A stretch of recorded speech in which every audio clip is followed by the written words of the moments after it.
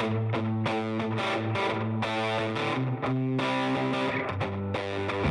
listening to the Cantina Cast, your home for thought-provoking Star Wars talk. Join Albert and Jonesy in breaking down the latest news, trailers, movies, and of course, your favorite characters from a galaxy far, far away.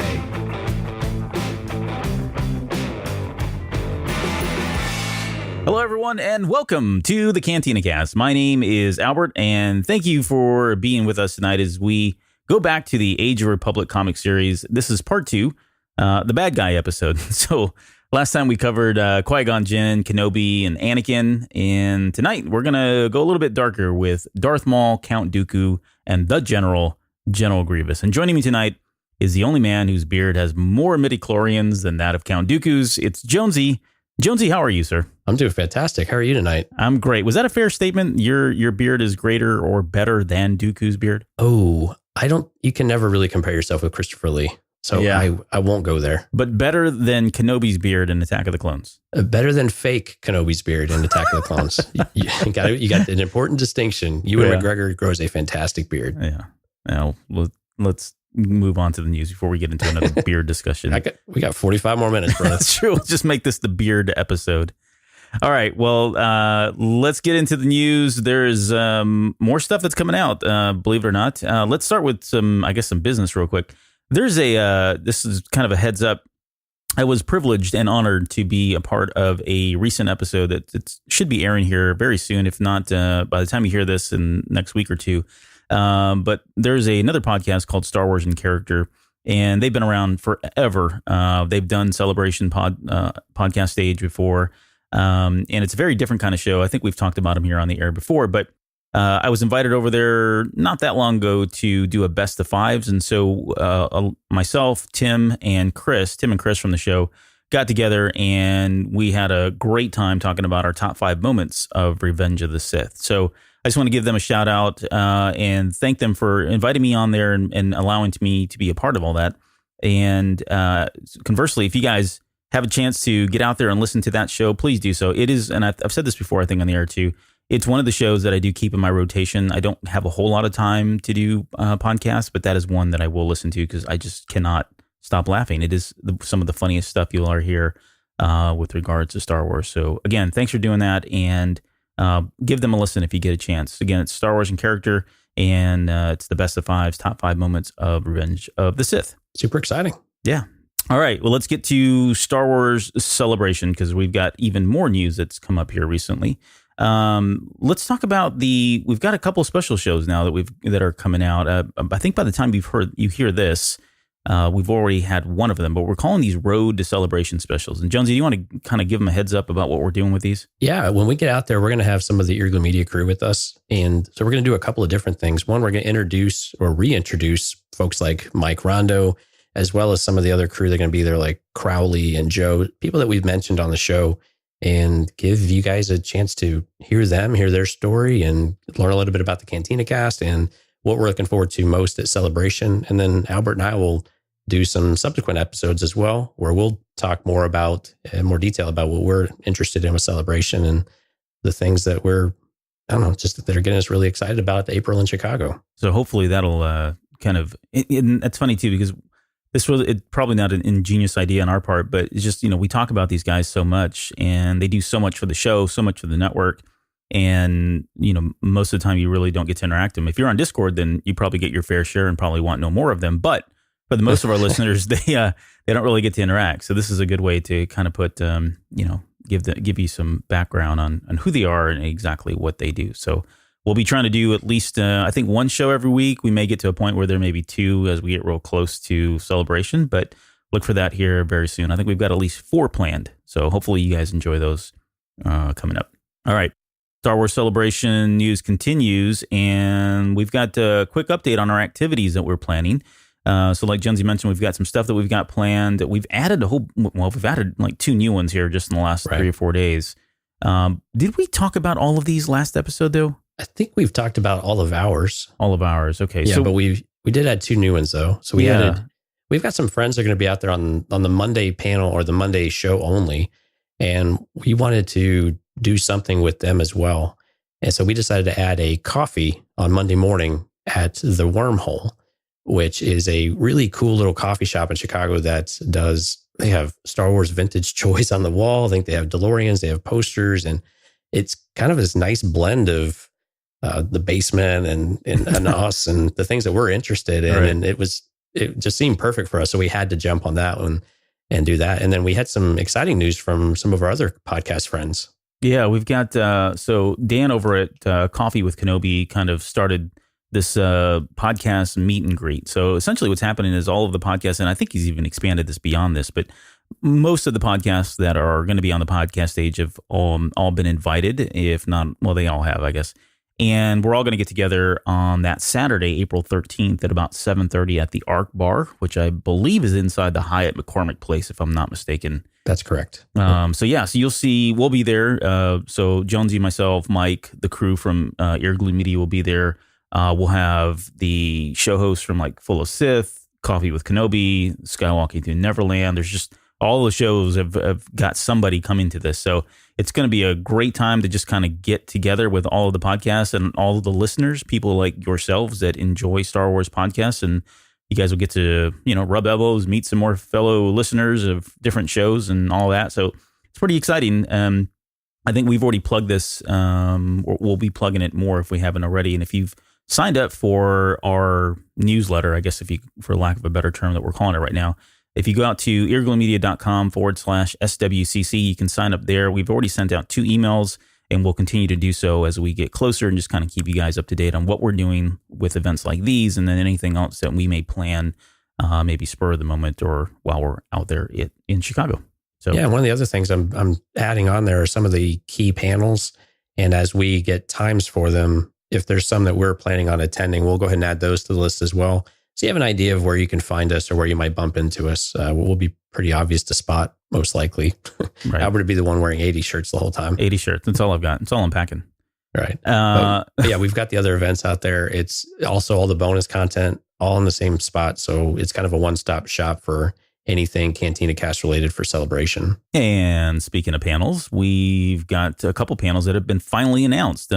Which 2 did we get, Jonesy? Oh, I don't know. I guess there's a movie coming out later this year. I don't know if you've heard about it. It's episode 9, and J.J. Abrams is going to take the stage and have a episode 9 panel. And this is going to be Friday. We don't have a time, and we don't have a title. We don't have a title, but we have a number. Yeah. I don't know how much that counts, and we have a director. So we anticipate this will be Friday morning, though, probably right when the doors open. So this is going to be super exciting. This is the one everybody's waiting to hear and everybody wants to be at.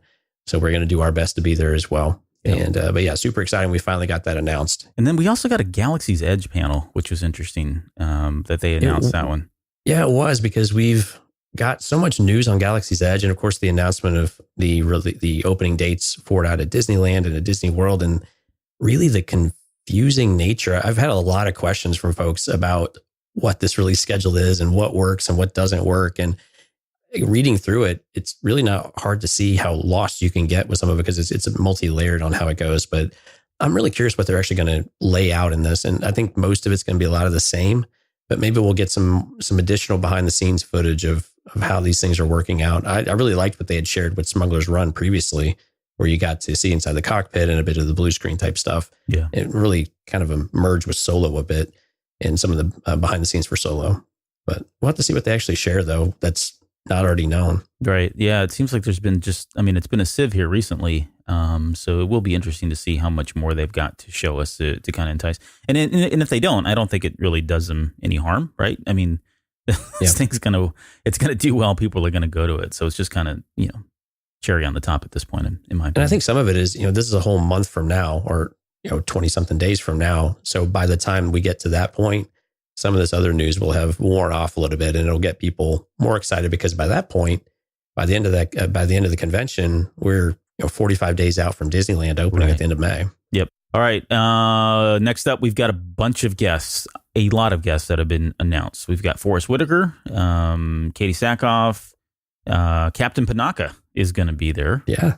Warwick Davis, Bobby Moynihan from Saturday Night Live, but yeah, I forget he's Orca in Star Wars Resistance as well. Yeah. Annabelle Davis, who plays Thromba, which is a character that not really that familiar with. But Yeah. I mean, so that it's a Frigosian or whatever, that weird alien species. And not to segue into Resistance, but the one on Resistance, the janitor, is the funniest character. We've not had a chance to talk about that. But anyways, Lauren Peterson is also noted, and then Penny McCarthy, who she's one of the creature performers, I think, or she did a lot of stuff in, I remember from like A New Hope, but she's been around forever. This is amazing that she's going to be available. Yeah.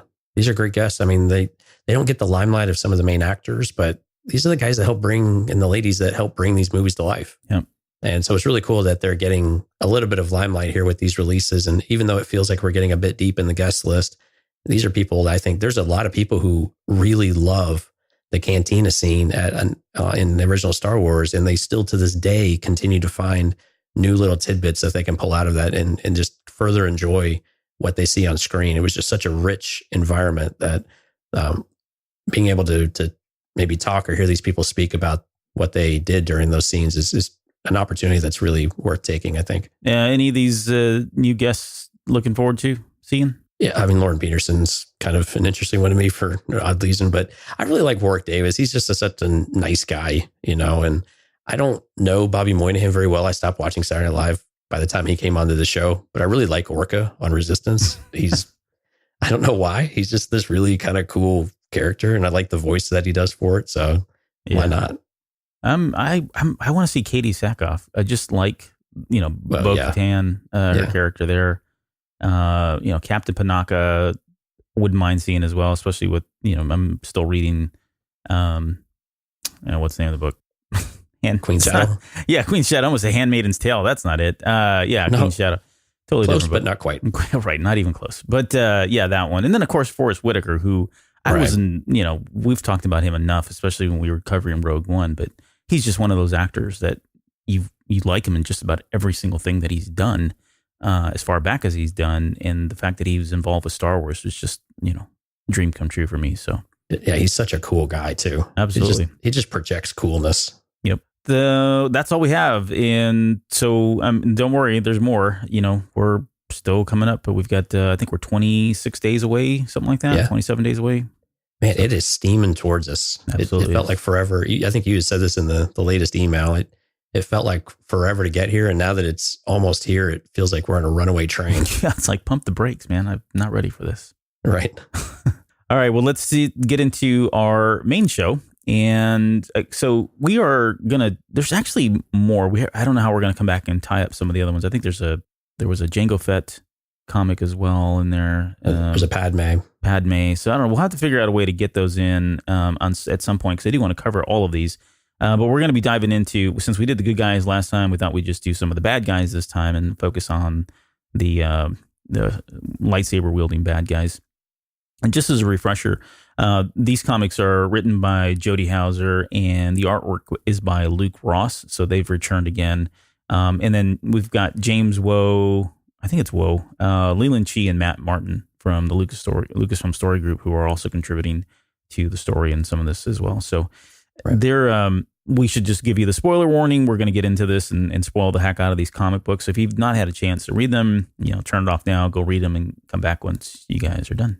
So first up, Maul. And Maul, Darth Maul's comic, is called Ash, A-S-H, just to be clear. In the intro, it says, Sith apprentice Darth Maul has long waited in the shadows under the tutelage of Darth Sidious for the day when they would bring about the destruction of the Jedi Order.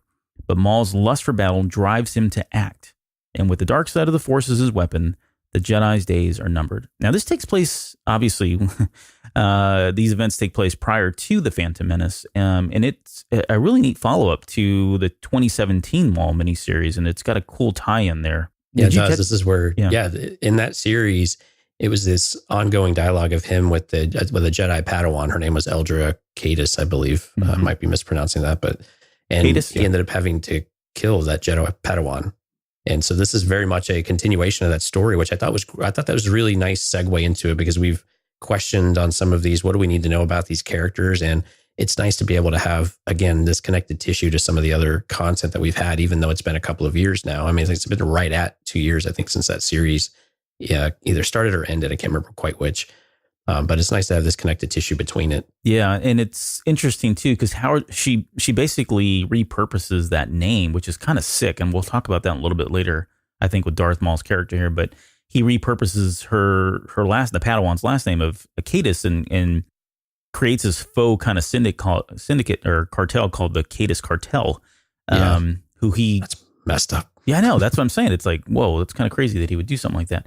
But it really kind of starts, the comic book starts off in the underlayer of, Coruscant, and he's meeting up with this guy named Zach Piro, who is basically a scoundrel. He's a thief, smuggler, whatever. And we find out that he's kind of force sensitive as well, which is an interesting aspect because, I don't want to jump ahead to you, but Maul seems to, we get it early on in this comic book, and we know this to be true, but he's really, really wanting to kill Jedi. Like that's all he's got this bloodlust thirst about killing Jedi, and he's being kept in check by Sidious. And so it's almost like he's looking for opportunities to kind of kill whenever he wants. And just before we get too much into the story, Maul's just one of those characters, honestly, that for as little time as he got in the Phantom Menace, he really, really benefited from George Lucas wanting him back. And I know it's one of those, you kind of feel like he got cheated in the Phantom Menace because he really didn't get much screen time. But when they brought him back, man, they've really made up for this, because you think about how much of his background and his beginnings, and now we're getting all the crime syndicate stuff as well. It's just great that they've really been able to kind of go back, put all that in there, and turn this character completely around with someone that we all really missed at the end of the Phantom Menace. But I mean, talk about a 360. Yeah, it was a character that desperately needed something else to really build it up and to make it really understand why he was important to the story at all. Yeah. And how he contributed to it. And I was really happy. And the comics, I think, have done, aside from Clone Wars, the comics have really done a great job of filling in that gap before the Phantom Menace, which has given us a great flavor of the relationship with Sidious in particular. But also, like you said, this insatiable bloodlust that he has, and yet his inability he's not being allowed to go and act on it yet. Right. And that it's not much of a dissidence like we saw with Vader in some of those comics in particular, but you start to get a little bit of a sense of it, but he's definitely very subservient still to Sidious at this point. Yeah. He makes a comment too, early on when he's sitting there, he's talking to Piro, but he's doing you get all of his inner thoughts as well. But he makes a comment that Sidious is up on top building his alliances, and he's kind of doing the same thing, but down below in his own way. He's building alliances with some of these, vagabonds and drug lords and everything else. And I just love that because nice connection. Exactly. It's a nice connection, and it continues to build on that foundation that, when people question, well, how the heck does he get from where he was, being cut in half to the leader of Crimson Dawn in Solo? Well, this is all part of it. There's a lot of pieces that kind of built up to it, and we're getting all of that either in, comic books or stories and everything else. So we are getting all of that. Yeah, he's done it before. It's nice. It makes it easier to understand how he was able to do it the second time, especially how quickly he was able to do it in Clone Wars. And I don't know, we didn't get a sense that there was any direct correlation with the syndicates or anything like that, but just his experience with it, I think gave us more credibility for what we see on screen in the Clone Wars. Yeah. And so he's pairing up with this guy, and they're basically, I guess it's kind of a drug deal, right? There's these two rival gangs, and they're going to exchange some money. And so Maul, and he's not looking like Maul, by the way. So if you've not read the comic, he's got like a kind of like a mask on. Yeah. He almost looks like a Bosch or whatever. Bosch. But anyways, he's got like his disguise on, so he can't be seen. And the whole deal is they're going to go try to take this, the money and the spice and everything else. They're basically busting this up. And so he pairs up with this guy, Zach Piro. And they get out there, and the entire time he's talking about Piro, which is very interesting. Again, he's talking about him, and he can sense that he's force sensitive. And he basically makes a comment at one point that Piro is he's basically wasted, like the Jedi. He almost blames a Jedi for the fact that somebody like him is as talented as he is, as force sensitive he is, and yet he's down here doing petty crime and running around in dark circles. But it kind of gives you more background into where Maul's head is at this point, and just how much he hates the Jedi and, literally blames them for just about everything that's happening. Yeah, and this was actually a little bit, I found it a little challenging to follow, like, what his actual opinions of it were. Like, did he want them to train him? Right. Or was this just another short-sighted oversight or something along those lines of the Jedi and their inability to detect what was right beneath their nose, which is I think where I ended up landing at the end of the day. Yeah. So this whole deal goes awry, and so Maul and Piro kind of take out everybody. And it's at that point that he ends up killing Piro, and he does so by impaling him with this, I don't know, piece of metal, whatever it is, uses telekinesis to kill him. And then it cuts over. We're about halfway through the comic at this point. He cuts over and we get Sidious into the picture. And Sidious pretty much lays into him, basically calling him a fool for what he did, right? Because he's trying to entertain this bloodlust because he feels like he has to kill and he can't kill Jedi. He's going around and finding whatever he can kill just to kind of satisfy that appetite. And at the same time, he's putting Sidious's plans at risk. And so Sidious calls him out on it and basically tells him, hey, this was pretty stupid of you. You're an absolute fool. Should have never happened. And similar to what he did with Vader in the Vader comic. Yeah. I mean, just kind of kept him in check for the, as often as he did. And it's no different here. Excuse me. So at that point, you almost get the sense that Sidious is kind of like, well, you've got a lesson here. I need to teach you a few things. And so they jump on a ship and head over to Malachor. And when they get to Malachor, they get to, I think it was a Jedi temple or a Sith temple. I don't remember now. In fact, I don't have the comic book in front of me. But there's a bunch of I guess, former Sith that had been charred. Basically, something akin to what was in the history of Pompeii, right? They were just these frozen in time ashes. And it was something that the Jedi did that had a mass slaughter type of effect to the Sith.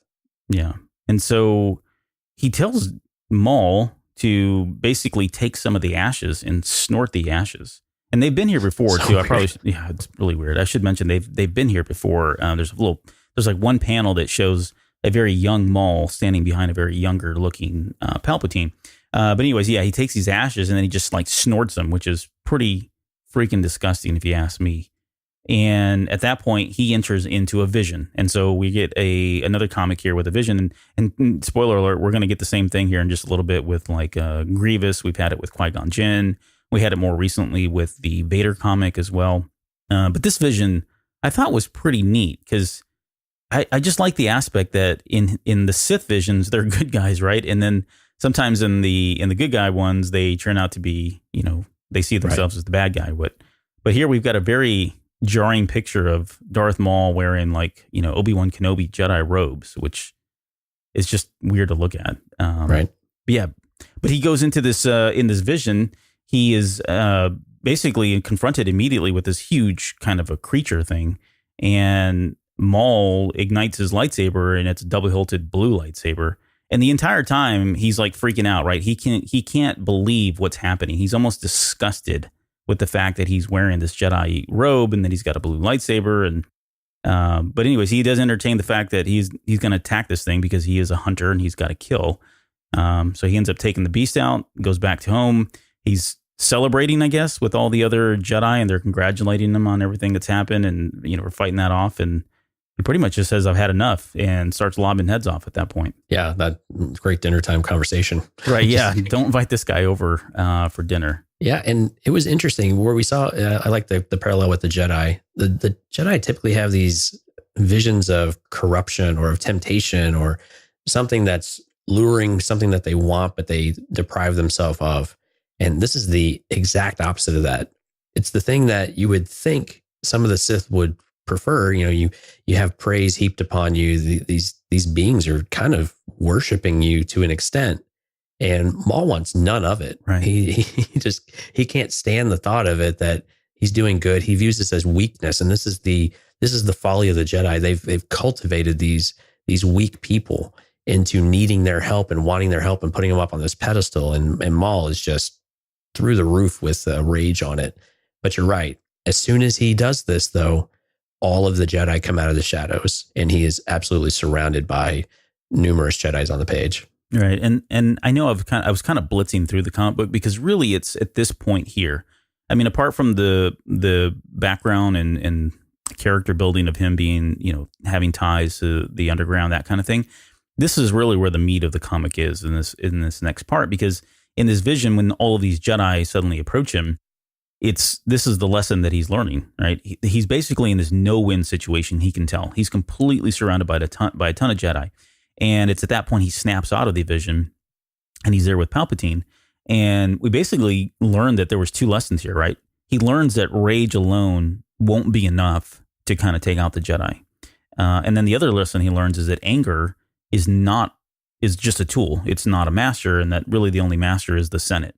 So in essence, what he's learned here is, and it kind of contradicts too, but what he's learning here is that you have to have more than anger. You have to have more than passion. You have to have more than hate.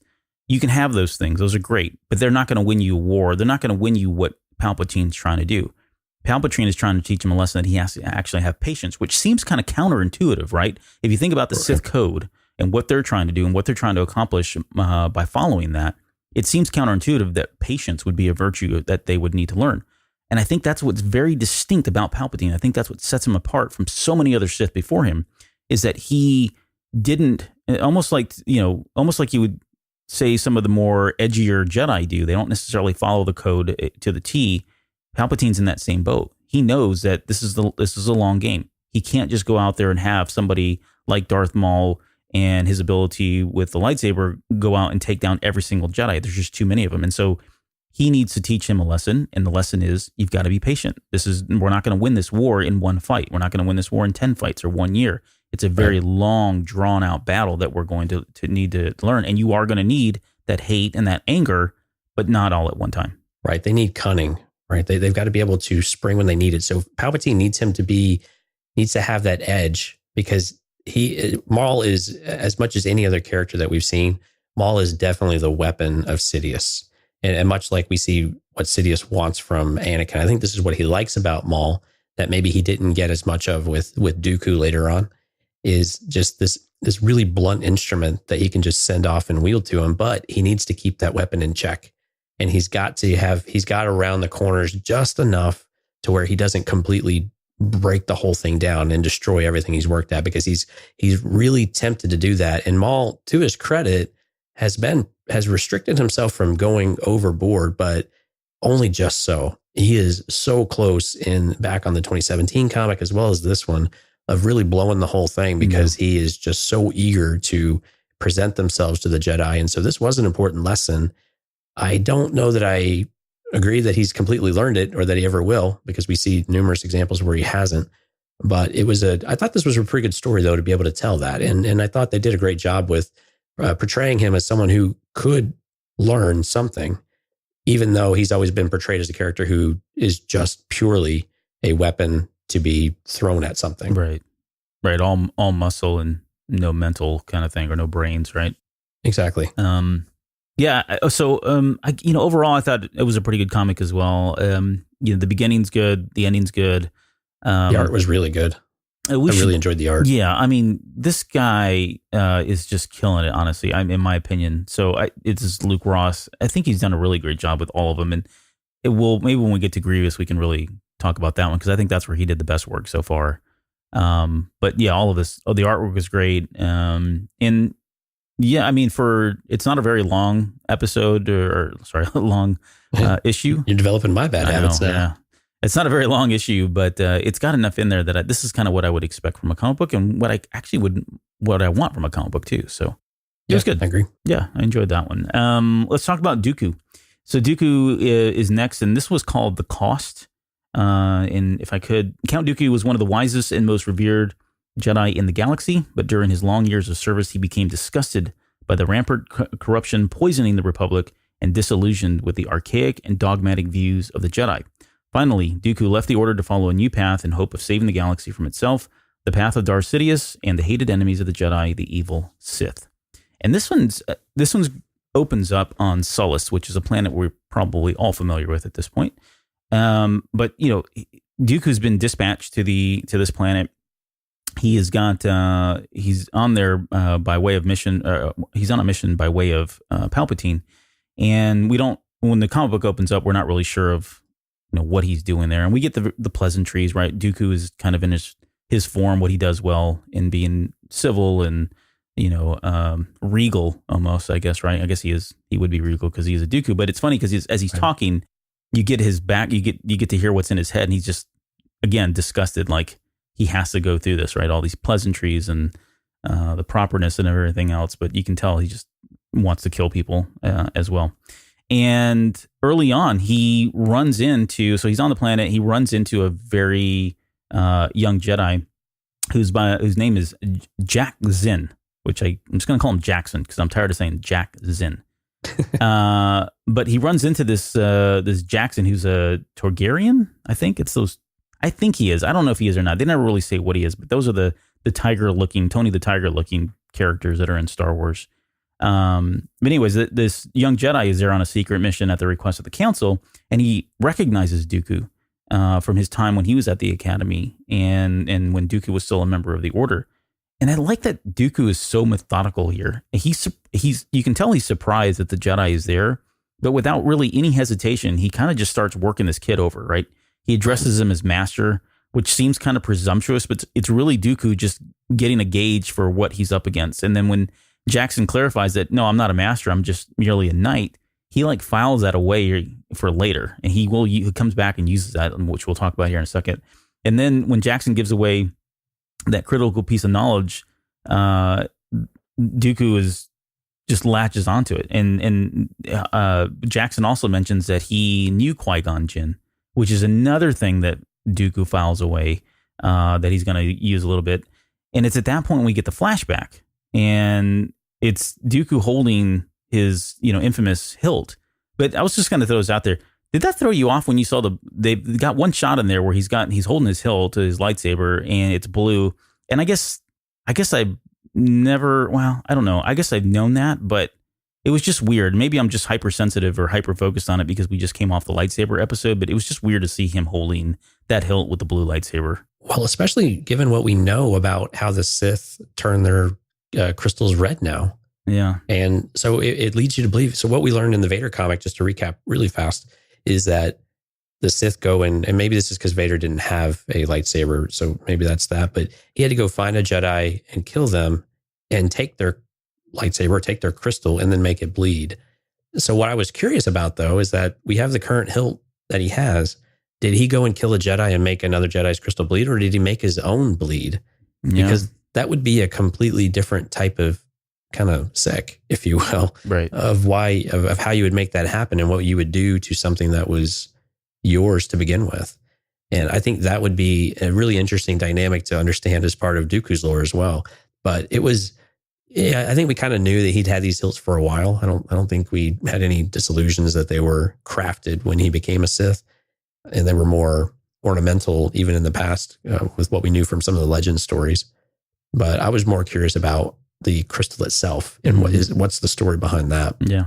Maybe we'll get that one at some point. So, and then there's a moment here that I guess Dooku calls up Sidious and he basically asks him, "Hey, why is this Jedi here?" And Palpatine tells him that he doesn't know. In fact, he says, "For now, the Jedi still keep much of their business to themselves," which I thought was cool because it's almost kind of hinting at the eventual plan of getting Anakin on the council to spy on them.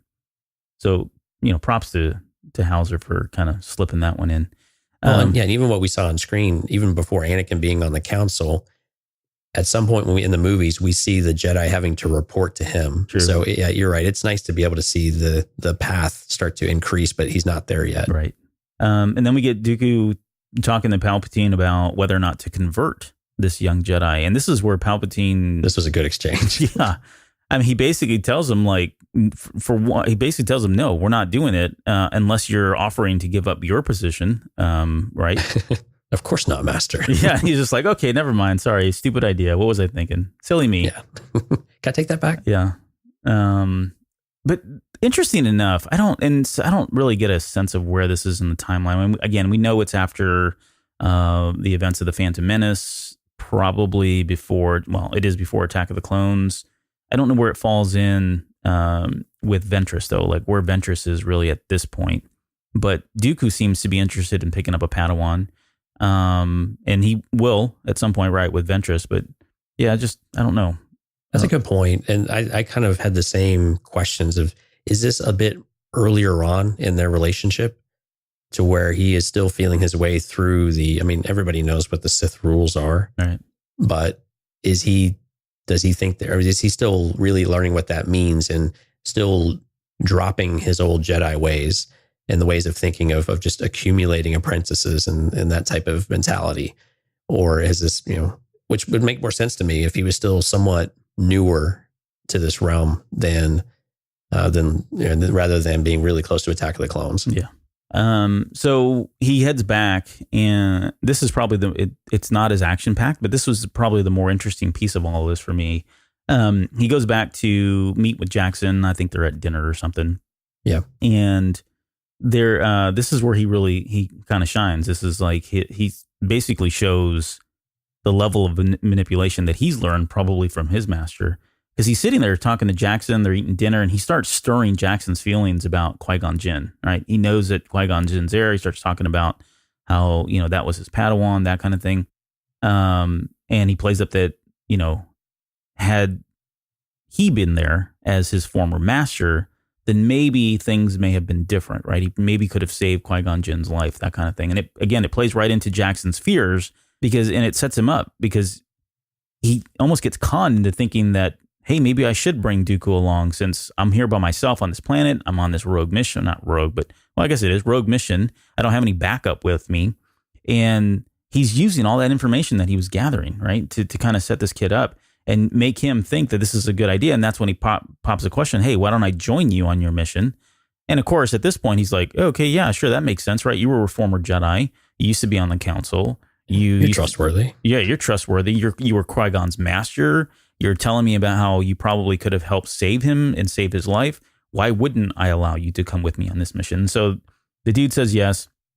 And he talks about him being, and he's, playing this poor fiddle about, oh, I'm the old guy. I think you mentioned at one point in there about his look, how they drew him.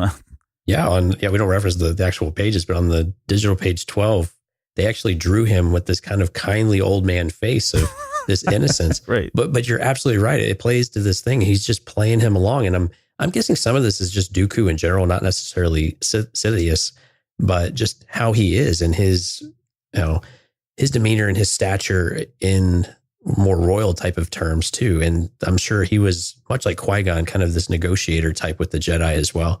But yeah, he just keeps playing on these insecurities and playing on the idea of I'm just a lowly old man. And the Qui-Gon story leads a lot of credence to that because he's like just wistful about it. Maybe I could have done something, but I'm just an old man. I don't even know. And he plays this up 2 or 3 different times. And, Jackson is, just buying it hook, line, and sinker. Right.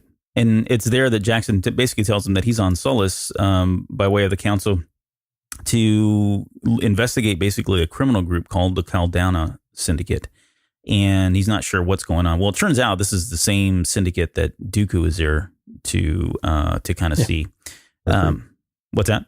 Yeah, to recruit. Yeah, to recruit. Right. They're on 2 different sides of the spectrum here. The Jedi want to know what's going on, and Dooku's trying to get them on his side. And so he joins him in the mission, and there's some great moments in there where, panels where they're kind of jumping around on rooftops. And so which is kind of cool because you don't really get to see, Christopher Lee was, pretty old at this point. Right. And even in those lightsaber fights and stuff, as much as they try to make it look like he was real nimble and quick, we didn't get like what we got in the comic books and what we don't get here in this. And you continue to see how naive Jackson is because he keeps telling Dooku, let me know if I'm going too fast. Let me know if I got to slow down. And, Dooku's still playing along, but he's like, I think I'll be okay. And of course you see him behind him. He's always behind him. Yeah. Jackson is always in front of Dooku, and he doesn't see the motions that Dooku is doing, who is, not giving any indication as to his age because of his abilities in the Force and his overall ability. But yeah, you can just see the naivete of Jackson all the way through a couple of different pages here during this on the town type of scene. And there's one moment too. They get up to the syndicate doors, and Jackson almost gets his head blown off, and Dooku kind of force pushes him to save him. Yeah. Which is interesting because the next line you think, oh, well, that's nice of him. And yet the next line basically is Dooku saying, well, your time is not right now to die. You're not going to die yet is what he says, right? So we know that's coming. But anyway, so they reach the Caldana syndicate and they find they're kind of dealing in arms. And for the Jedi, this was kind of for the Jedi, it was a surprise. But for Dooku, again, it wasn't. He knew kind of this is where they were and this was the group. And it's at that moment they're surrounded by this syndicate, and they ignite their lightsabers. And this is where there's some great pictures here. You can see his eyes, like Jackson's eyes are like freaked out because he's got a blue lightsaber, and there's Count Dooku holding a red lightsaber, and there's too much going on. They're about to get engaged in a battle, so he doesn't really say anything. They end up fighting off, all of these guys, and with the exception of one. I think they kill all of them with the exception of one, the leader. And it's in that moment that they finally have this confrontation. Jackson decides to confront him like right there immediately as soon as the battle's over about the red lightsaber. And he says, where did you get that? And he just says, I made it, of course. And then he kills him. I mean, it kills Jackson like right there, cold dead. Yeah, but you saw how he killed him, right? Yeah, no, I'm sorry. Yeah, it's a good point. He used the Force to kind of raise up a blaster. Yeah, which I was a little disappointed by with Dooku. It was not personal at all. And I always viewed Dooku as being a very personal, if he was going to kill you, he would do it himself. Yeah. Once you were engaged, and he would just take care of it. Now, he may not have thought much of Jackson to where it doesn't matter much, but I always thought, and maybe I'm giving him too much credit for having some level of honor. I mean, that's kind of silly to say that, but when you're engaged with someone, it just seems like you should just, clearly he could dispose of Jackson without much effort. Yeah, I think it was more about him trying to cover his tracks. Like, I don't think he wanted it to appear as though a lightsaber did him in, or his lightsaber was at fault here, and so he decided to use it. And because he could easily he could easily go back and say, "Hey, yeah, we got in a battle, and he died because he got shot. It wasn't a lightsaber that killed him, right?" I think that's a great point. Yeah, no, I think that's kind of the only reason he did it. He did that, but. So yeah, it was the whole battle's over, and again we get the final plan. So the dude's laying there, not Jackson, but the other guy, the leader of this syndicate's kind of laying there. Dooku tells him, "Hey, guess what? I'm your new boss," and he kind of pulls up a whole bunch of other blasters in the air and that kind of thing. And so that's kind of where we get the big reveal in terms of what Dooku's doing there, because it actually up until this point we don't know. We just know that he's aware of it. But the whole idea here is that, and this is another really, I guess, one of the better moments of the comic, but they are trying to do two things right now, Dooku and Sidious, right? They want to corrupt the Republic, and they want to spread the Jedi thin as much as they can and wear them down on multiple fronts. And this is all before we get to even the clones in Attack of the Clones. So this is another, more great stuff from Palpatine, in that it's very similar to the lesson that he taught Maul in the comic we just talked about, where it's okay to harness hate and everything, but you still got to reserve patience. You've got to put all these pieces in place in order to really get what he wants, and that's ultimately the galaxy. So great stuff. I thought this was another pretty good one, especially there at the very end. Yeah, and what it made me realize was how interested I am in Dooku, like more so than like in Dark Disciple. I wasn't a huge fan of how they portrayed the character. It was solid, but it wasn't anything super great. But this story really kind of whetted my appetite of like, there's a lot more to this character that we saw in Clone Wars, but I would like to see more in this time frame of how he came into Sidious' service and what those first, 5 years looked like, something like that. Of, what was all of their efforts, and what were they doing in all this time, and what did his new growth pattern look like? Because it was very different than when he was with the Jedi, and to be able to explore some of the philosophical differences that he had, besides what we saw him and Obi-Wan debating on Geonosis. So it really did that for a story that, again, like you said, it didn't really hit the meat of it till the very end. It still laid it kind of opened a door that I'm hoping we get to explore in some other way later on. Yeah. And you think after, the movies and the entire Clone Wars stories that you would know everything there is to know about these characters, and yet we're getting some kind of cool insights into them that we and Dooku is one of those characters we don't really, as much as we've seen him, we really don't know a lot about him in a canonical perspective. And I think that's an opportunity that they hopefully will explore here in the near future. All right, next up is Grievous, and Grievous's story is called Burn, which you don't get to. And this is one of those ones where I was reading, I'm like, okay, where's the burn? Where's the burn? But we'll get to that to the very end again. The very end, yeah. So the intro on this one, the Clone War no, I'm not gonna do it. The Clone War rages. The Jedi Order leads the armies of the Republic in battle against the endless separatist droid legions. The Jedi may have finally met their match in the fearsome and merciless General Grievous. Countless Jedi have fallen to Grievous's blades, but no matter how many Jedi he slaughters, nothing can sate the cyborg's appetite for destruction. This one starts on the planet of Ladiv, which I thought sounded familiar, but it's not. It's a new planet, so never mind. Right. But we know it starts up pretty quick, too. In the very first pages, it's kind of meant to do one thing, and that's kind of show you how brutal and creepy Grievous is, which I think they do a great job. And this is where the artwork accomplished. Yeah. Where the artwork in this is just like, it's better than some of the Clone War episodes, even though there are some in there that I felt the same way where like, this guy's super creepy, but it's not as bloody as what we saw in the, what was it? The Maul series where we got to see Grievous in action. Yeah, I think it was right. The Shadows of, or Son of Dathomir. Yeah.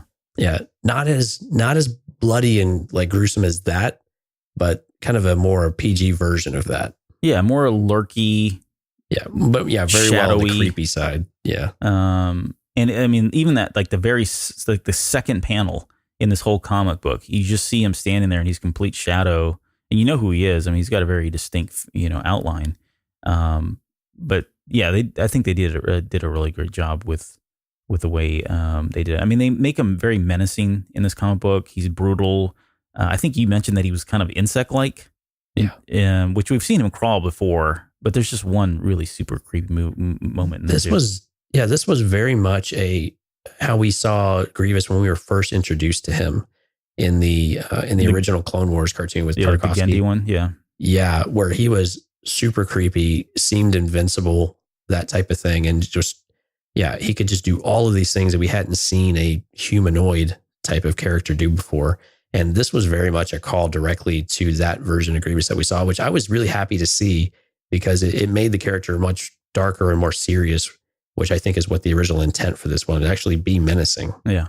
And the story opens up with Grievous basically tracking down and slaughtering this Master Jedi and her young Padawan, more lightsabers for his collection, I guess. But he finds a data pad on the Padawan, and when he pops in, opens up the data pad, he realizes that there's like this a picture and map coordinates to a Jedi temple. And throughout the comic, wow, he really hates Jedi. I mean, we all know this, but he doesn't stop talking about how much he hates them. But he goes on this, he basically is interested in learning what these Jedi secrets are. He calls them the Jedi secrets, and decides he's going to go ahead and head over to the temple. And well, he gets to the temple, and I guess this is the moment we've been waiting for, or at least I've been waiting for since I joined the show. And so are we right in seeing what we saw here? I mean, doth my eyes deceive me here? Can you tell our listeners and Mike what we missed or what we saw here? Right. Yeah. So when you get to digital pages 9 and 10, basically what we are seeing is Star Wars: The Old Republic is now canon. Yes. And I sent Albert a message when I read this because I wasn't sure he'd read it, and I knew he hadn't read it because I hadn't heard anything from him yet. I hadn't read it yet. And when I told him and I got his response, which was basically a big old LOL, I told him, I can hear you squeal all the way from Austin. With excitement. But what we see is we see these statues at the entrance of the temple, and we see Cal Darash, who is Satil Shan's master from the Return cinematic. We see Venzalo, who is the Jedi Master from the Deceived cinematic. Yes. And then I believe we see Nostaral, who wrote the Journal of Nostaral, which came with the Old Republic. Edition. Yeah, the collector's edition, which is a fantastic read. And the videos they did were really, really cool as well. But it was really cool to see these statues because I was like, you see the Zabrak first. That's really what tipped it off. Right, yeah. But then as you look at the detail of the other ones, you have the robe, but you have the armor on the legs, especially for Venzalo. And that's really where you start to see it. And then Nostaral, there's really no mistaking that character. But yeah, so I'm sorry, Mike, but it appears that in some capacity, the Old Republic has now been canonized. So everybody get your tickets ready for Celebration, because now the Old Republic, whatever there's they're doing with the Old Republic, maybe there's a little something extra there. It's Don't hold your got to breath. tie back to this comic. It's not. It might be a whole new series launched right. because of this one comic book. No, yeah, don't get your hopes up too high, but it is pretty cool to see a reference to it. And this was very deliberate, and it's pretty awesome in my opinion. Now, have we gotten confirmation of this? Because I did go out and I just started searching because I thought surely there's got to be, at least another person like me who's excited about this. But I didn't find much on it. So, the comic is so new. It's only been out for a few days. That's and true. I think that's part of it. And even some of our favorite podcasts that we listen to haven't released their episodes yet to get their take on it. So when we record this, we're really somewhat pure in our review and an opinion of it because we haven't heard anybody else talk about it. But you're right. I thought we'd hear something. It's only been 2 days. We're recording this on Friday the 15th. And you would think after 2 days, something would have come out, but really not a whole lot. Well, I'm not giving up hope. And in my head, it's canon. So eat it, Mike. And then, of course, in true SWTOR hater fashion, Grievous destroys all the statues. He takes a lightsaber and just... Mike is vindicated. Yeah, Mike is vindicated because he just chops them all into pieces, and then heads into the temple. So to get this show back on track, he heads into the temple, and this gets very Raiders of the Lost Ark. It very much is, yeah. I mean, there's all these like traps and spiky things with spikes to poke you. It's all very archaic in design, but he's in this temple and he's obviously trying to get somewhere, go through the temple, and it's just set up with all these booby traps.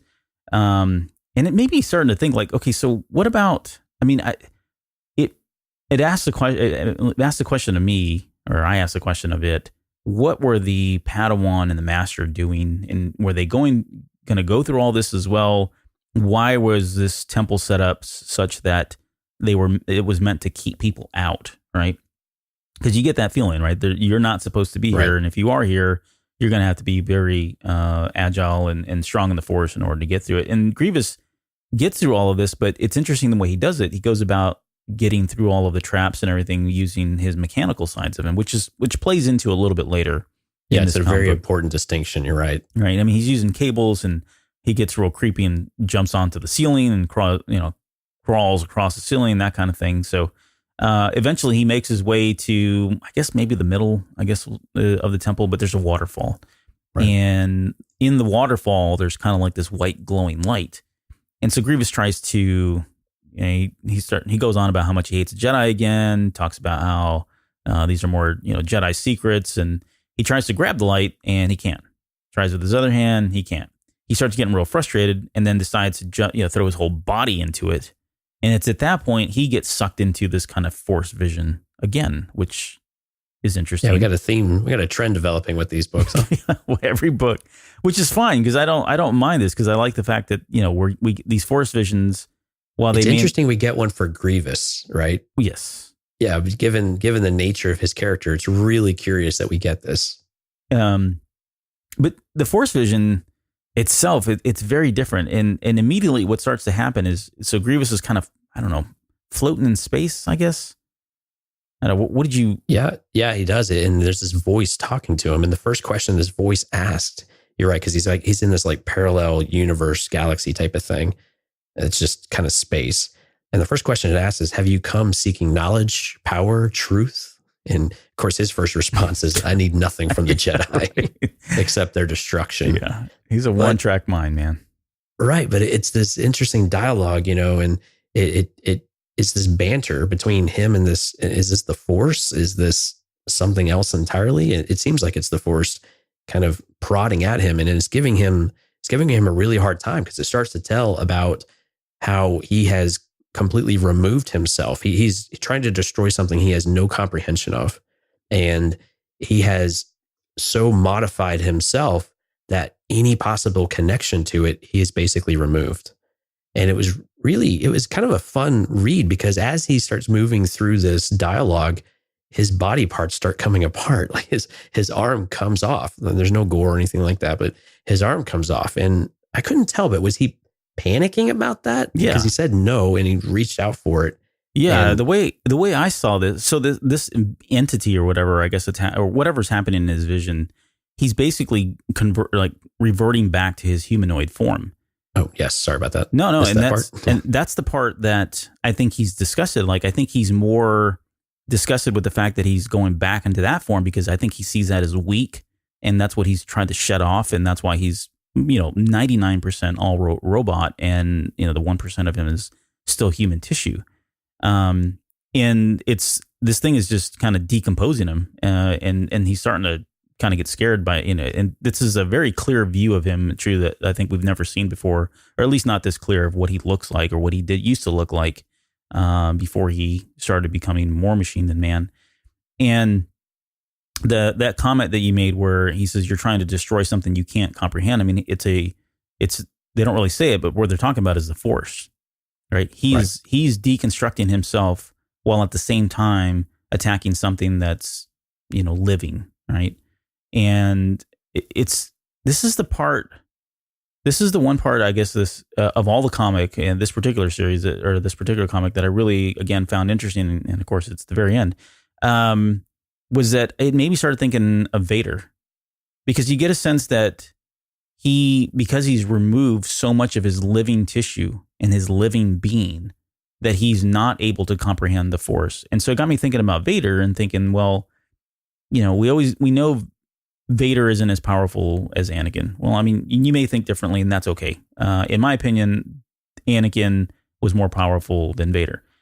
And we never really got a canon reason why. And I don't know if this is what they were trying to do here, but I got the sense that they were trying to say or explain, maybe kind of help explain why we don't have Vader as powerful as Anakin, because he lost so much of his living body. And much like this entity is telling him here, that he's never going to be strong in the Force, and he's never really going to understand the Force because he's shut off so much of himself.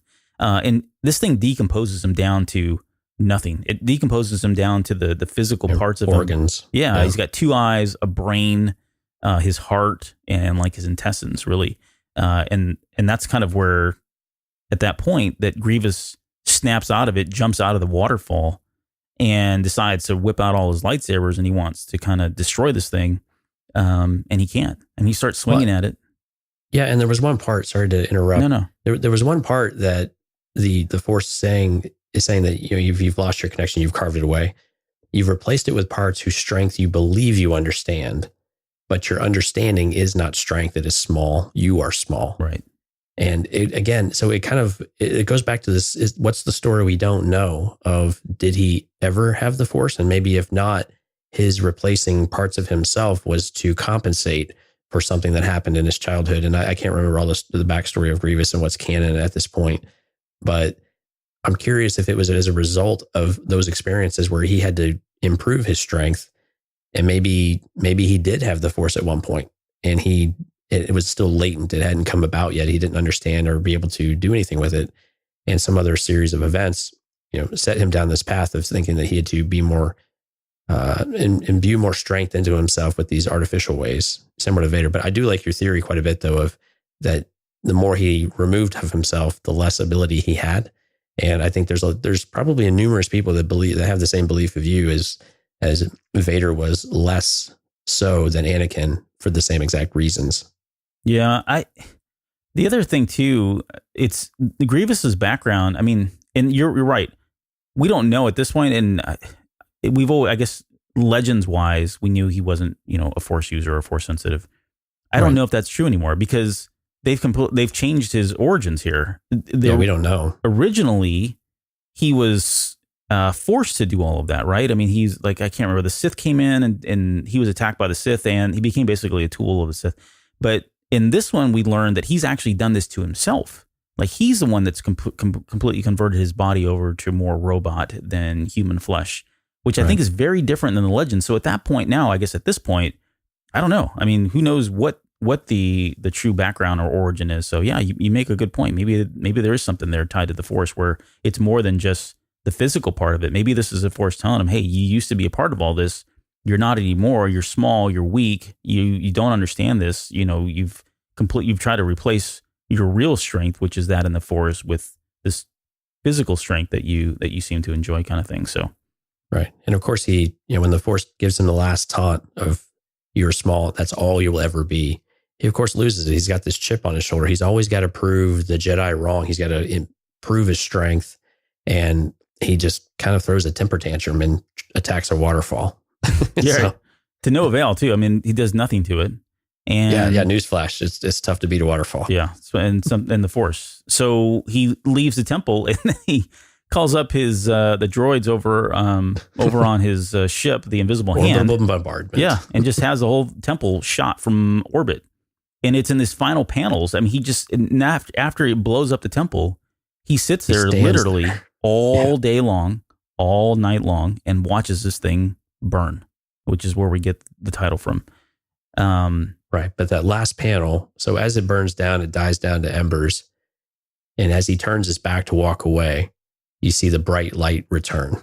And so clearly he doesn't understand, and he will never understand. And that was the point. Right. You're dumb. Can't kill the Force. Yeah, go back to your ship. Go back to your ship.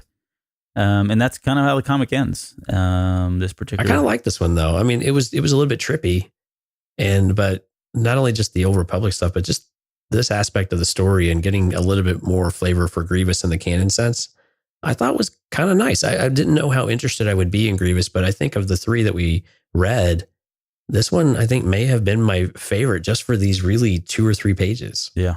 Yeah, the ending is definitely the better one, the better part of this comic as well. But this was overall, I thought it was great.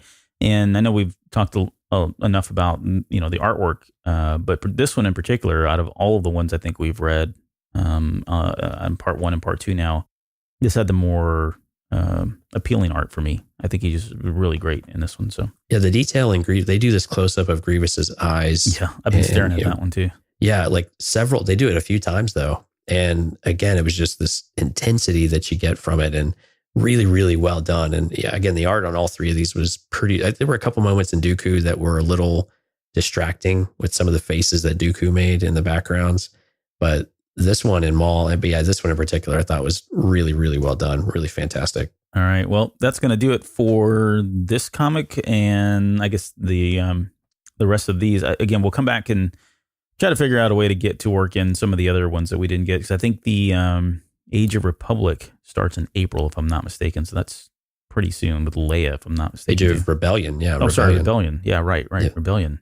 That's in April. Yeah, and I think there was an annual for Age of Republic as well. So there might be a way to tie those in. Plus an annual, supersized type of issue that had several baked in, which I think we had talked about at one point in the news article, and there were a couple of stories in there we might wanted to explore. So yeah, we'll try to come back to this one. I'm down. All right. These are, they're solid enough to where you get something out of them.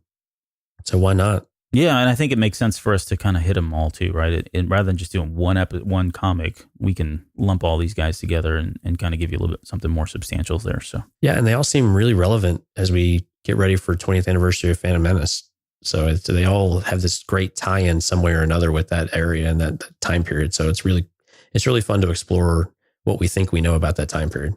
All right, for shout outs, we got 2 quick ones. Actually 3. We've got T Green and X-Fied Hard. I hope I said that right. Both of those are new members to Discord. So thank you guys for joining there. And please feel free to join us on Discord whenever you get a chance. We'll have a link in the show notes. But that's been a lot of fun here lately. I don't know if it's just because celebration's coming up or we've got new people in there, but it's been very a lot busy. Of fun. Yeah, a lot of activity. We've started doing some more regular voice chats, just kind of shooting the breeze. Nothing really, not necessarily Star Wars centric, but it borders on Star Wars a lot of times because that's where a lot of us are coming from. But it's been fun so far. Yeah, new blood in the Discord as well, and some of the old guard coming out and refreshing their acquaintances with us. So it's been a lot of fun. So hope everyone wants to get in there. earglumedia.com/Discord. And we had a review. You got that in front of you? No, I don't, but I can quickly summarize it. Yeah, JBR left us a really amazing iTunes review that, man, really encompassed everything we've been doing here for the last year plus with some of the new content that we've been doing with the comic books as well as the news, and really supportive of the show, and liked some of our Cosmic and Living Force as well, and just had amazing thing after amazing thing. So thank you, JBR, for all the kind words. And if anybody else would like to go and leave us a review over on iTunes, we'd love to hear from you. Or you can always send us an email at cantinacastfanmail@gmail.com, and we'd love to hear from you, and we'll read those out. Some of them are a bit long, so we try to condense them a bit, so forgive us there. Yep. And then you had we've got a Earglue Media plug. You were on another podcast. You've been a busy guy. Yeah, I guess I was. Yeah, and you told me you didn't have time for things. Yeah, I guess I don't sometimes, but I actually had to make time to be on Smoking and Drinking in Space. I don't smoke, I don't drink, but I had a great time on that show. And by the time this is out, that show will have already been out. So I was on episode 50 of that recently. We covered Space Camp, the movie from 1986, starring Leah Thompson, Tom Skerritt, and Kate Capshaw, Tate Donovan, and a ton of other people. But if you get a chance, go listen to that. That was a lot of fun to really talk about one of my childhood movies growing up. And it turns out Jason had never seen it. And so it was a great experience because at the end of the day, he loved the movie too. So it was a win-win. It was a lot of fun. So check that out if you can. You had me at Leah Thompson. Yeah. You always have me at Leah Thompson. That's right. All right. That's going to do it for this week. Next week, we will be back for episode 271, where we will talk about Resistance and wrap that up. So we will cover the last 3 episodes of Resistance, and that's going to be fun because I've seen 2 of them so far, and they're pretty darn good, I have to say. Yep, can't wait for that season finale. They might deliver on the something to talk about at Celebration, the promise that they made. Yep. So no, I think we're going to get it. So we'll see. All right. We will see you guys next week. Thanks for being here. Take care. Yep. See you next week.